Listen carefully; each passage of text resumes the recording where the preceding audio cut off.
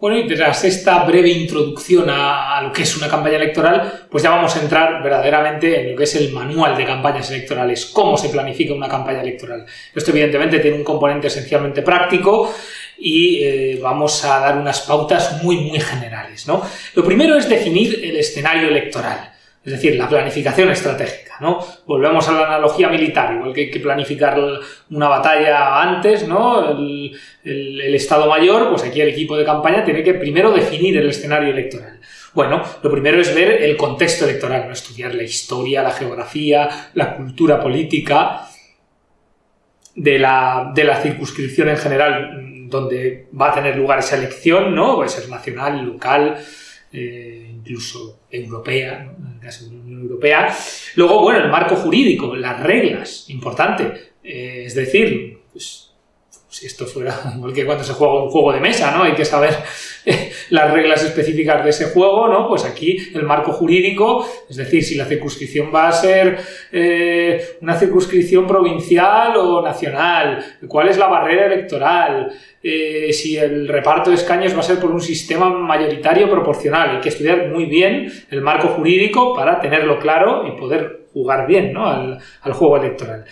El comportamiento electoral, claro, estudiar cómo han sido las elecciones anteriores, a qué partidos se votaron, si a nuestro partido le votaron mucho, le votaron poco, si no le votaron a lo mejor porque es nuevo, hacer una radiografía electoral de verdad para conocer el estado exacto del electorado y saber la posición de base de la que partimos. Para ello las encuestas electorales serán también fundamentales, para saber no solo cómo fueron los resultados pasados, sino para saber el estado actual del electorado. Es decir, si nos van a votar, quiénes son nuestros potenciales votantes, para poder luego, digamos, segmentar en targets, ¿no? Que se llaman. No sé, si las mujeres nos van a votar mucho, poco, los ancianos, los universitarios, estamos perdiendo votos en esta circunscripción, en esta los estamos ganando, nuestro electorado está aquí más movilizado, aquí menos. Es fundamental.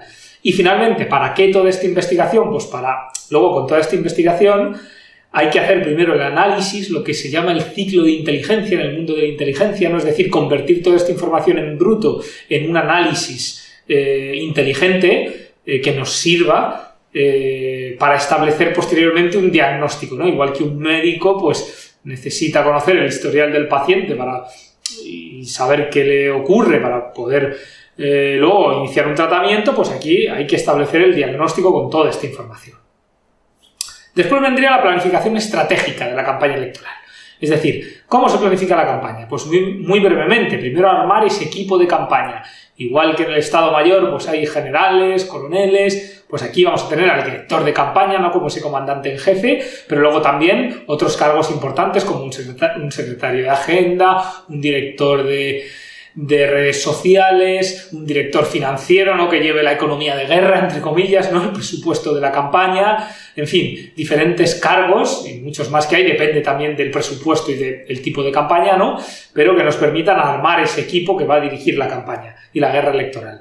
Después los objetivos, trazarnos objetivos factibles. Esto ya lo decía Quinto Tulio Cicerón en la época del Imperio Romano, ¿no? Objetivos factibles y realistas que no lleven a desilusiones. Segmentación, importantísimo. Es decir, segmentar en localizar cuál es nuestro voto base leal. Aquellos que nos van a votar sí o sí, hagamos lo que hagamos. El voto persuadible leal. Aquellos que en principio nos van a votar, pero que si no los cuidamos, si no los mimamos, podrían dejar de votarnos. El voto indeciso, el clave. Aquellos electores que no saben a quién votar o se van a abstener y ahí se genera la lucha esencial de la batalla electoral. Luego el voto persuadible adversario.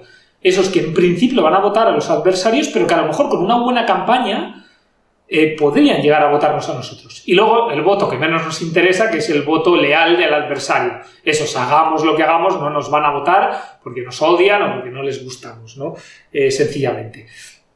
Bueno, me quería detener simplemente en esto porque la segmentación es muy importante. Luego las estrategias de campaña, es decir, bueno, me queda hablar de la subsegmentación. Luego la subsegmentación, pues en función de, habrá que subsegmentar en digamos, estratos sociales, pues eso, mujeres, ancianos, universitarios, gente del campo, gente de la ciudad. Es muy importante, cuanto más segmentemos, más vamos a poder lanzar mensajes específicos para esos targets. Luego las estrategias de campaña. Bueno, las estrategias de campaña pues pueden ser generalmente más ofensivas o más defensivas. Hablamos de estrategia, de nuevo el símil militar, estrategia ofensiva de asedio al castillo electoral. Si vamos perdiendo en los sondeos, pues habrá que tener estrategia de asalto de las fortalezas enemigas. Si en cambio vamos ganando, pues estrategia defensiva de lograr defender el castillo, ¿no?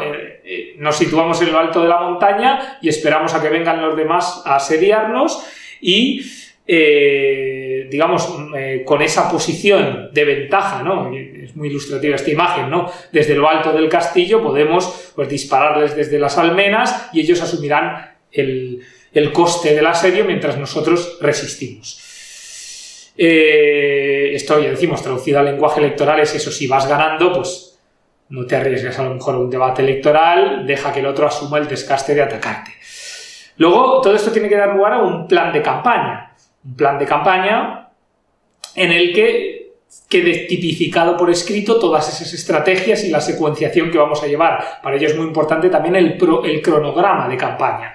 Es decir, que todo esté bien temporalizado y secuenciado para no perdernos. Obviamente luego en el plano táctico habrá que cambiar cosas a mitad de campaña, ajustar detalles por las crisis que puedan surgir o eventualidades, pero tener un plan de campaña es básico para no perdernos. Luego, un aspecto a las alianzas electorales. Puede que se produzcan alianzas electorales.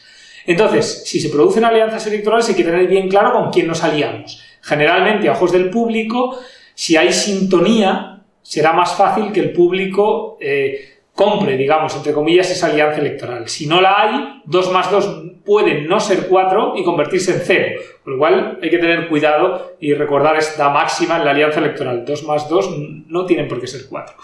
Y luego, por último, cuando hay unas elecciones primarias, las elecciones pueden ser primarias, simplemente tener en cuenta que la batalla tiene que ser un poco más suave porque son camaradas, compañeros, y que la campaña tiene que ser más ideologizada, más radical si se quiere, porque los militantes por definición es gente muy politizada, muy ideologizada. Luego ya habrá tiempo de moderar la campaña si ganamos las primarias cuando salgamos a la arena de la elección general, ¿no?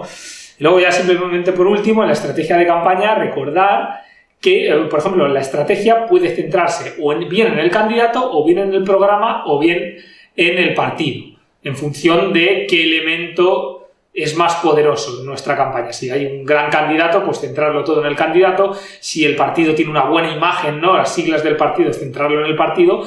Y si ni el candidato ni el partido pues tienen buena imagen, pues centrarlo en un programa electoral atractivo, con propuestas e iniciativas innovadoras. Bueno, luego simplemente, brevemente, referirnos al mensaje electoral dentro de esta planificación, ¿no? El mensaje electoral tendremos que conseguir del programa pasar al mensaje, que tienen que ser unas pocas líneas que condensen las ideas fuerza que queremos transmitir, y luego, si es posible, reducirlas a un eslogan.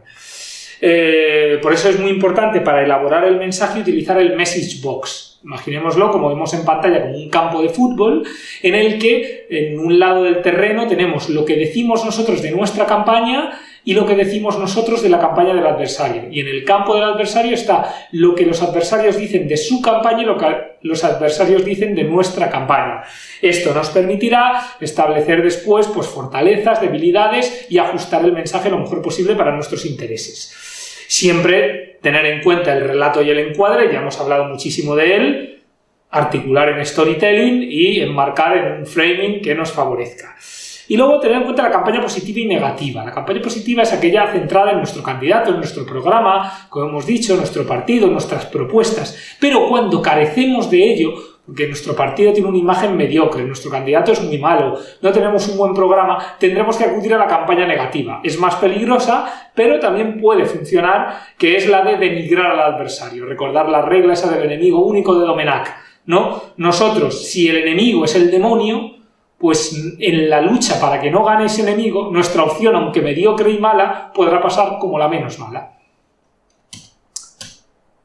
Bueno, luego respecto al candidato, evidentemente en una sociedad, como hemos dicho, con el auge de la televisión, en la que, en fin, el supercandidato es el elemento estrella de la campaña porque es el que sale en la tele, vivimos en la época del supercandidato, ¿no? Pues hay que prepararlo muy bien. Entonces, lo primero es que el candidato puede ser el incumbent o el challenger. El candidato incumbent es el candidato que se presenta a la reelección y tiene que hacer valer su posición de experiencia de gobierno, todo lo que se llamaría, el periodista Pascual Serrano lo llama la moqueta, ¿no? Toda esa seducción que ejerce el poder. En cambio, el candidato challenger tendrá que presentarse como el candidato del cambio, el candidato de la ilusión, para tratar de compensar su falta de experiencia y mostrarse como presidenciable. Luego, analizar las fortalezas y debilidades. Esto es muy importante, el análisis DAFO, que se llama, y se utiliza también en general en marketing comercial, que es ver las fortalezas y debilidades de nuestro candidato y las fortalezas y debilidades de los otros candidatos. Por eso es importante armar equipos dentro del equipo de campaña que digamos, que su empleo sea solamente se dediquen a investigar a nuestro candidato y a los otros candidatos para tratar de establecer gracias a eso las estrategias. Ya sabéis que el análisis FODAS son amenazas, oportunidades, fortalezas y debilidades. Y en función de lo que surja, como podéis ver en pantalla en ese cuadrante, pues digamos tendremos que nuestro candidato tendrá que llevar una estrategia de supervivencia o a lo mejor una estrategia ofensiva, una estrategia defensiva o una estrategia de reorientación. Todo lo marcará los resultados de este cuadrante. Luego, bueno, la biografía del candidato, el storytelling, volvemos a lo mismo. Hay que crear un relato del candidato, que la propia vida del candidato, su propia biografía, conecte con el mensaje de campaña. Como ejemplo de superación, ¿no? Ya sé que queda muy americano esto que voy a decir, pero en fin, como ejemplo de persona, hombre o mujer hecho a sí mismo, ¿no? Que se ha superado y que conecte eso con su capacidad para poder desempeñarse en el ejercicio del poder y conecta además con su visión. Volvemos al poder blando de Nye, la importancia de proyectar una visión ilusionante. El discurso, evidentemente, del candidato deberá perfilarse con sus fortalezas, ¿no? Y tratando de paliar sus debilidades. Y luego la imagen del candidato, como hemos dicho, importantísima en la era del politainment, de la videopolítica. Hay que pulir muchísimo la imagen del candidato, desde su aspecto físico hasta la escenografía y el atrecho que vaya a salir detrás de sus apariciones. Y modular esta imagen. Por eso, de más en más, los equipos de campaña contratan asesores de imagen, asesores estéticos, ¿no? De hecho, hay estudios recientemente que dicen que la gente con un bajo nivel cultural directamente solamente se queda en las intervenciones de los candidatos de debates con aspectos puramente visuales, con lo cual pues un peinado o una chaqueta ingeniosa o un aspecto puramente táctico, no superficial, puede suponer que voten con nosotros o que no, determinados grupos de personas, como decimos, con un bajo nivel cultural. Bueno, y luego finalmente ya lo último que nos quedaría mencionar en este repaso es cuando ya llega la campaña electoral, es decir, una vez hemos planificado todo en la estrategia, pero luego llega la campaña electoral. Entonces, ¿qué tenemos que hacer en la campaña? Pues movilizar, ¿no? Una movilización y la propaganda electoral. Primero, dirigir la campaña desde el War Room.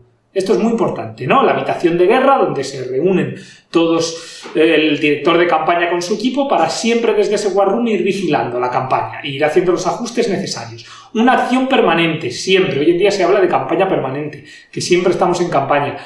Estar en todos los frentes, en todos los medios de comunicación posibles. Por ello, hay que tener muy en cuenta los medios, especialmente la radio y la televisión, su lenguaje particular y elaborar un plan de medios. Un plan de medios para acudir a estos medios de comunicación en la medida que nos sea posible y, evidentemente, preparar al candidato o a los candidatos para cada una de esas intervenciones. E incluso los actos que se desarrollen como propaganda tradicional, porque la propaganda electoral, volviendo a la analogía militar, ¿no? Contaríamos con infantería y artillería. La infantería serían los militantes con los que contamos, los activistas, y la artillería la propaganda que tenemos. La propaganda, esa artillería electoral, puede ser tradicional, puede ser audiovisual o puede ser digital hoy en día.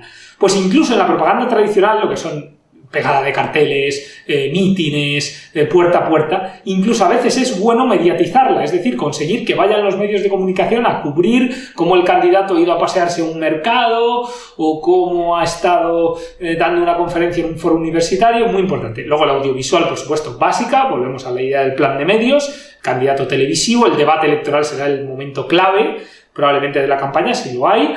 Y luego la propaganda digital, que hoy en día con el auge de Internet y las redes sociales, pues es cada vez más fundamental, ¿no? Posicionar bien a nuestro candidato en redes sociales, que tenga un perfil de Twitter, una página web, un perfil de otras redes sociales, subir spots de campaña a YouTube, en fin.